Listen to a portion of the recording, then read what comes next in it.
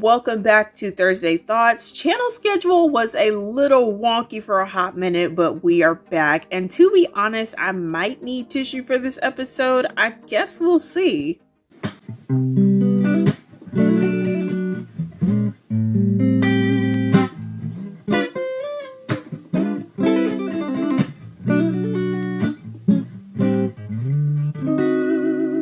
So over the past year, some of my content has been geared towards a specific area of my life, specifically family, as you guys know. Pop Pop's passing has been probably the biggest and most recent, tragic or traumatizing event in my life, if you will. When certain things happen in your life, depending on how much you publicly share, sometimes there will be this desire to share that journey with others because you are passionate about it, or it's therapy for you, or you want to build a community along with others who are in the same boat as you. I know many of my friends, we just talk and they bring up sometimes, here and there that they love seeing the different aspects of my life here on my channel. And I feel like I'm a much more reserved and controlled version of myself to an extent when I'm in school, just because, you're in a system, you're in a structure and in a routine. So, the school friends, you don't really get to know them like that for real until you've been to birthday parties and trips together and you've hung out outside of school and you build this relationship outside of where you met and what you're used to and what you've known. And so it's a behind the scenes of my world for them, which I think is pretty cool. And just being relatable, many of my friends have also lost grandparents. Many of my peers here on the channel have also lost grandparents. So we're all in this together. And that is what I am big on. I am big on community. And obviously I am a family and friends type of person. And rarely do I ever say that I want to do something by myself or be in something by myself.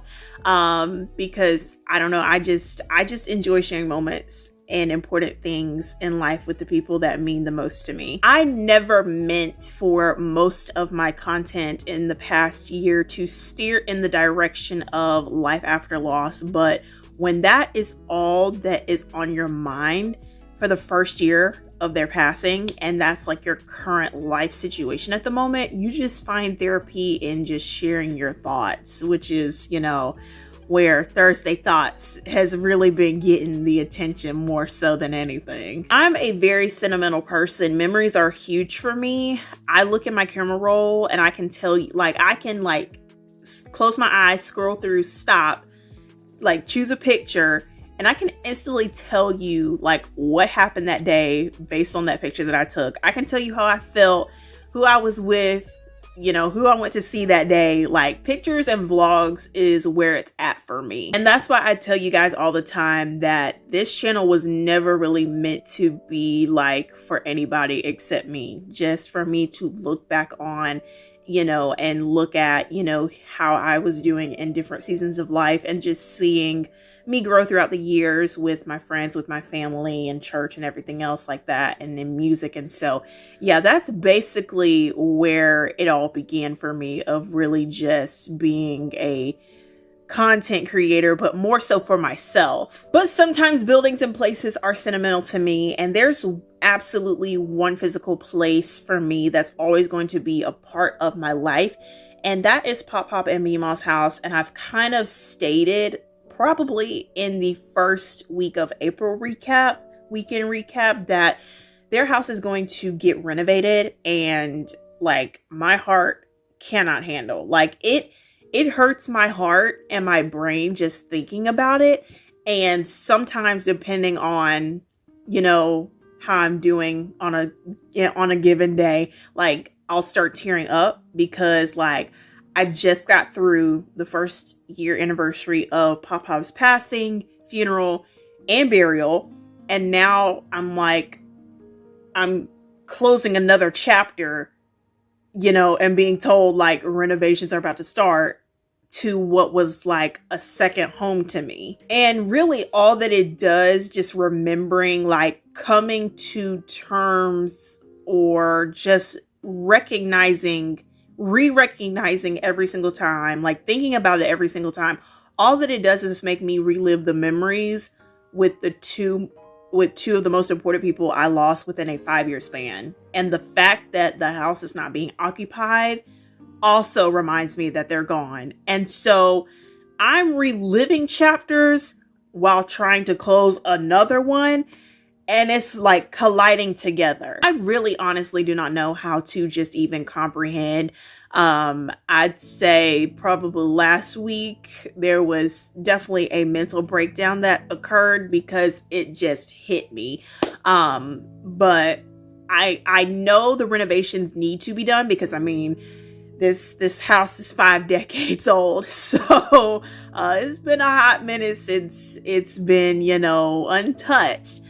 So I get that part of it. But on the other hand, just all of the memories there. I mean, growing up there for 16 and a half years of my life, I always saw their house in one way all the time. Like, nothing ever moved in that house. You lift up a piece of furniture and you get something from under it that slid under there, and you see like the deep marks in the carpet of where the furniture has sat for years. And I've said this so many times before, I would have never imagined this soon in life. Like, I'd lose both grandparents and be left with like their house and it being empty. Like, y'all, I have been a basket case. Every time the renovation project comes to my mind, I start tearing up.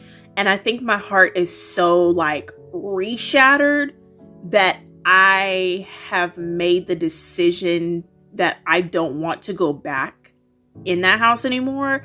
Just being parked in the driveway the other day makes me like just want to cry because it's not the same anymore. And going over there, like just being parked in the driveway, it just makes the silence louder. And it's not just letting go of a house. It's still ours because, I mean, Pop said that it would be ours after it was done being his. And now that we're at that point, like, coming to that point was something that seemed so far in the future, like when I got married. But it's not just a house.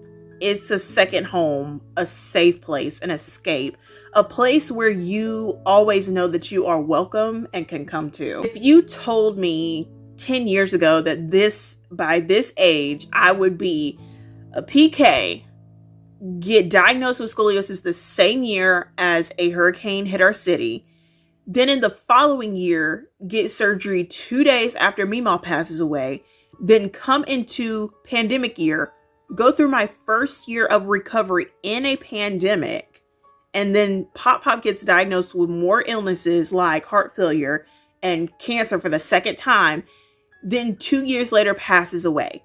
If you told me all of this 10 years ago that this was going to happen by the time I turned 17, I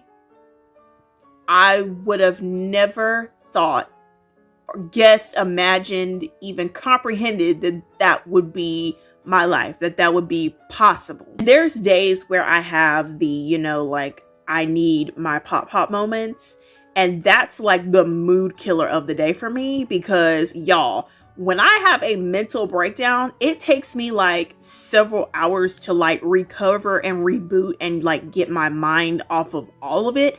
There's also days when I have the I want my pop back moments, and that also wrecks my soul. And when people start talking about their grandparents, I used to be able to happily carry those conversations, but now that I lost that and missed that, it makes me low-key jealous at times. And that's really the moments where I try to control my mouth the most. Pop and I had a very sweet relationship coming into my teen years. We had a lot more sentimental conversations. I mean, after losing Meemaw, having a surgery after a Category 5 natural disaster, a pandemic, like Pop and I really grew into this relationship that became so meaningful to me because we understood how much we both went through, and getting to get through those humps together was like a comfort for the both of us.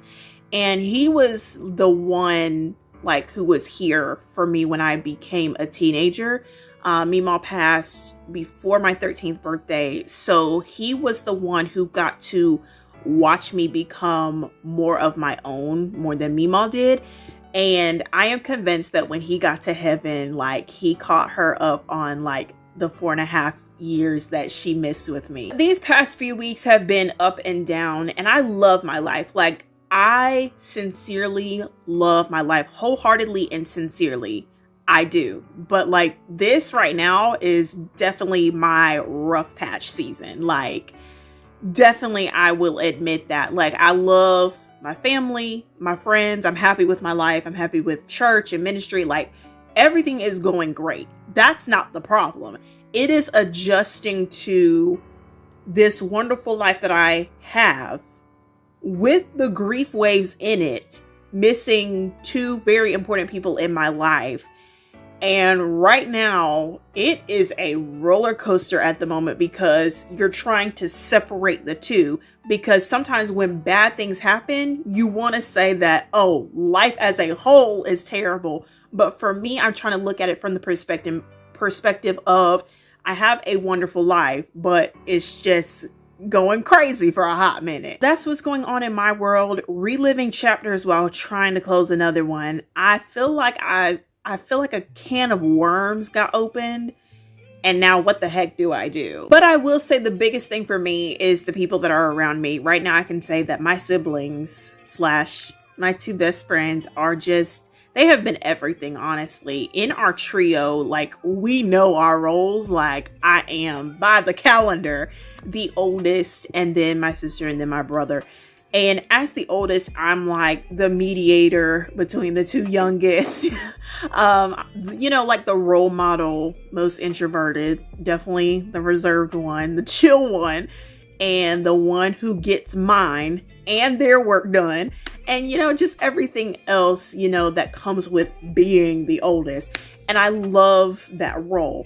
In any friendship, you have to pour into each other for it to be successful and not one-sided. My siblings are so easy to love, and it's never been hard to do something for them. So I remember I had a complete just breakdown, meltdown, whatever you want to call it, probably a week ago, week and a half ago, 2 weeks ago, I don't know. But my brother walked up to me, looked at me, and he knew I was not good. And I had just left the room and came back in and told him I was fine. And when he asked me what was wrong, it was like, it's in my mind, but like this mental barrier, because I'm in a mind game with myself of how much like I want to say and share. And I paused because I was like in my mind, like in my heart, like, I know my brother is here for me. Like, I trust him with my life because that's my brother. But the other half of me was like, I don't want to be a bother, because I know how it feels for that to be done to me. And I don't want it. I don't want to be the one doing it to anybody else. And I have a tendency to not say anything because I'm still the one that everyone needs and calls on. Yeah, my siblings have been, keeping me together as much as they possibly can. And it's the little things that, that they do for me, or simply them just being who they are. Like, they don't even have to say anything. All we have to do is look at each other, walk in between classes together, or as I'm sobbing, they make me laugh, literally. And so it's just the little things they do to show that they care. And I love that on any given day. I feel like when I'm at my lowest, they become the oldest too, and they kind of watch after me. So the title of today's episode is literally what I'm doing more hard things. Like, y'all, I'm tired of being a basket case, honestly. I hate how I feel when I'm like in that heavy valley season, because when I'm in a mood, I be wanting to lash out, and it's not intentional. It's just like my mind, like anytime someone's talking and I'm just in a mood, I'm just like, shut up, like, don't talk to me. Like, I just be wanting to be like, But then I have to remember, they don't know because you haven't told them. Like, it's not their problem, it's yours. So you need to pull it and cool it. And then when you get home, you melt down. And sometimes I get triggered throughout the day, which makes it even worse, because when I'm at school, I could be hearing something, something happens and it triggers my brain, and then I think about it all over again, and it takes me into a completely different world. I really love you guys, like, a lot, and I'm glad that y'all are here on this journey with me.